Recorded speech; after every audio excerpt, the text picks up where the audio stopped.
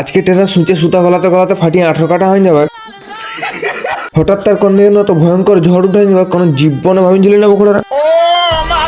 তাহলে চলো ঘুরে আজকে চেংড়া ফোড়া ব্লগটা প্রথম দিন শুরু করা যায়। সকালে ঘুমে উঠে আসি দেখছি না একটা ঠাকুমা টলি চালাই করে ব্যবসা করতে নিয়ে যেতে ভাবা যায়। গরিবী যখন চরম সীমায় নামি যায় তখন এই পরিস্থিতি হয়। কলগেটও সাঁত ছেড়ে দেয়, কলগেটও বাইরে নেই লাস্টে।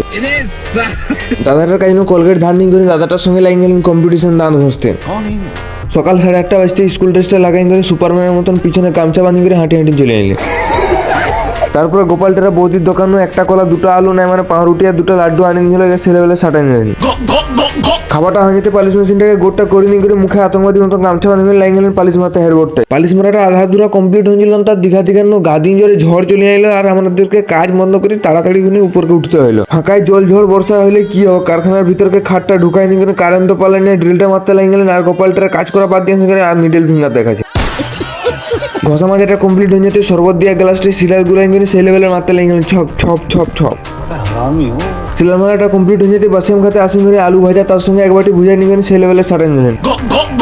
বাসিম খাবারটা হয়ে যেতে 4 মার আসুন করে কানা আঙুলকে টেপটা মারি নিয়ে গেলেন 120 পেপারটা ধরে নিয়ে পুরো বারুদ বরাবর ঘষতে লাগিয়ে গেলেন খাড়গা।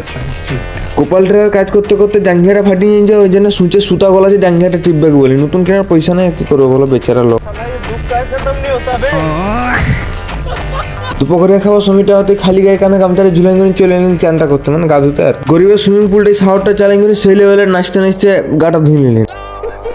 গা ধোয়াটা হয়ে যেতে 4 মার আসিং করে নিরামিষ মাংসটা দিন করে 1 থালা ভাত সেই লেভেলে সারা নিলেন। 2 ঘন্টা হালকা পাতলা ঘুমাই নি করে 4:30 বাজতে পুষ্পারাজ স্টাইলে ঝুঁকে গেলেন সালা। পৌঁছে গেলেন সেকেন্ড হাফের ডিউটি। কাজের সাইডকে পৌঁছে লউটি চ্যাক চ্যাক করে পুটিং করতে লাগিয়ে গেলেন বক্সারের পাল্লা গায়ে।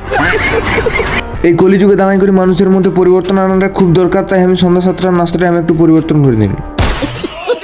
তোমাদের সঙ্গে আবার দেখা হবে নতুন একটা মিনি ব্লগে। ততক্ষণ সুস্থ থাকবে, ভালো থাকবে আর সেফ থাকবে। জয় হিন্দ।